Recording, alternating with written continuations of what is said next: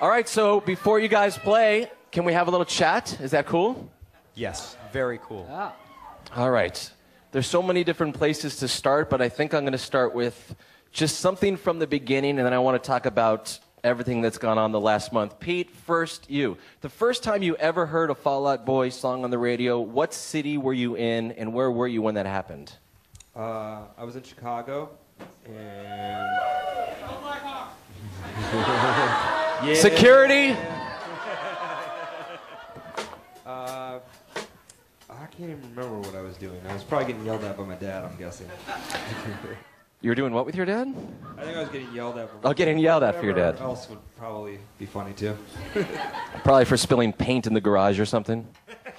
And then, Patrick, when you put out my songs, Know What You Did Last Summer in the Dark While I Was Killing You, where were you when you heard that on the radio, and was it a similar feeling to the beginning? It was a totally different thing. Oddly enough, we were in Chicago. The four of us were all sitting around in a hotel room.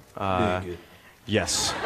No, that's in the one that you described, my songs last summer, the Wayans Brothers one. Right. Yeah. Anyway, we were all sitting around, and it was a totally different feeling because I think, after coming back from such a long break, it was like this new exciting thing. I think when you're, just starting out, you're like either oblivious or insane, and so you just kind of take stuff for granted. But this was like, whoa, we're on the radio, so.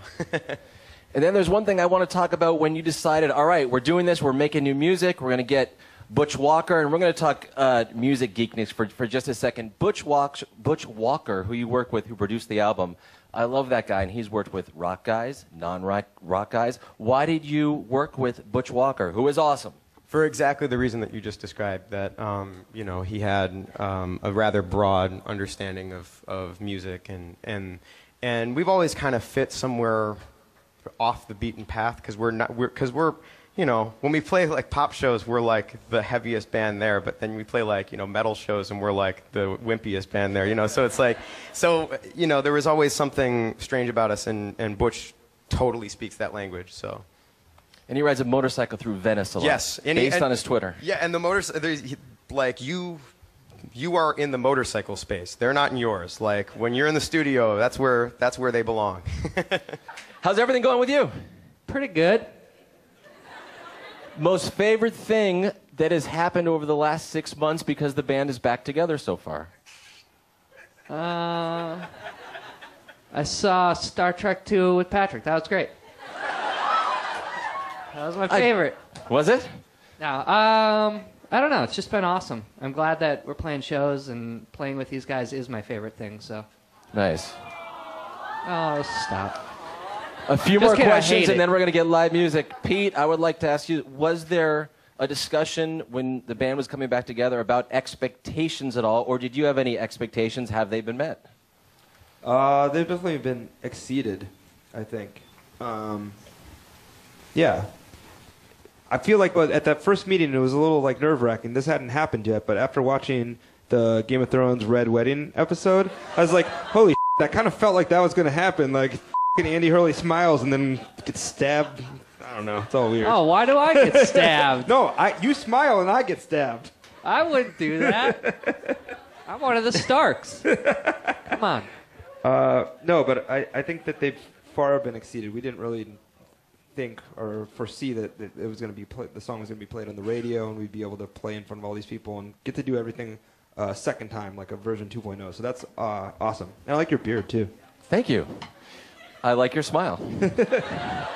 There's no given whether you make movies or whether you make music. No matter what your past is, you still have to do good work.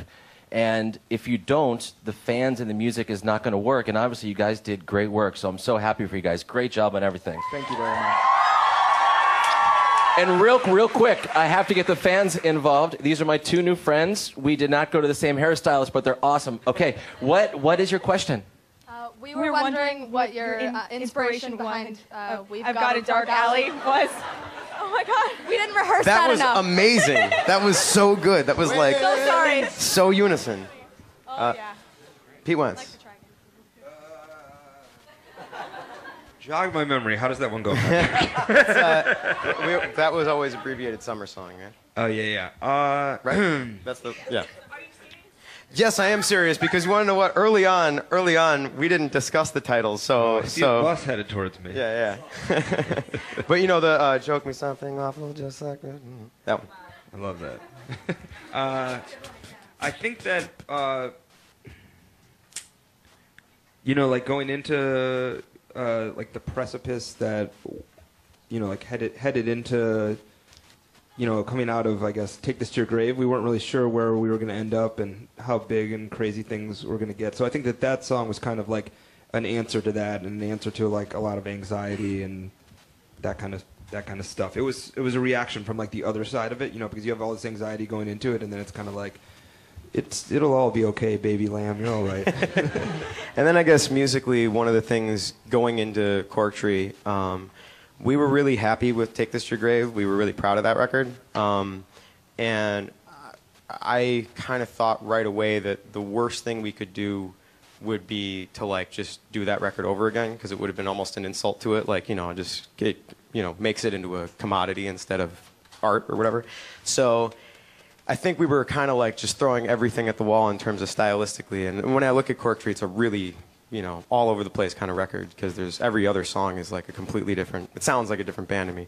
And I think a lot of that had to do with kind of trying to figure out, laying the blueprint for, hey, we're going to try a lot of different things as a band. We're not going to just knock off that record a bunch of times. Again, kind of is out of respect for it. So, well, thank you. Are you two going to the show at the Wiltern tomorrow? Yes. Oh, you are? Oh, well, I'm going to give you, if I gave you tickets, would you go? Here you go. Now you can go.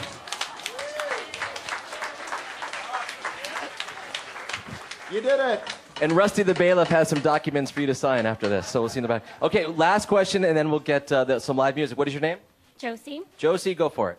Okay, I've been a fan since I was like literally 12. But I told myself that if I ever got to meet you guys, that I would ask if I could give Pete Wentz a kiss. No. But I don't mind a handshake. I wouldn't mind a handshake. Can I please? You don't have SARS or anything, do you? No. We could do it in between. Let's do a hug. Yay. Right? Yeah. Aww. Good job. All right, I think that we should just stop talking. Are you guys ready for music? Here they are right now at the K-Rock Red Bull Sound Space. We appreciate them so much for being here. Here they are, Fall Out Boy, everybody. Thank you.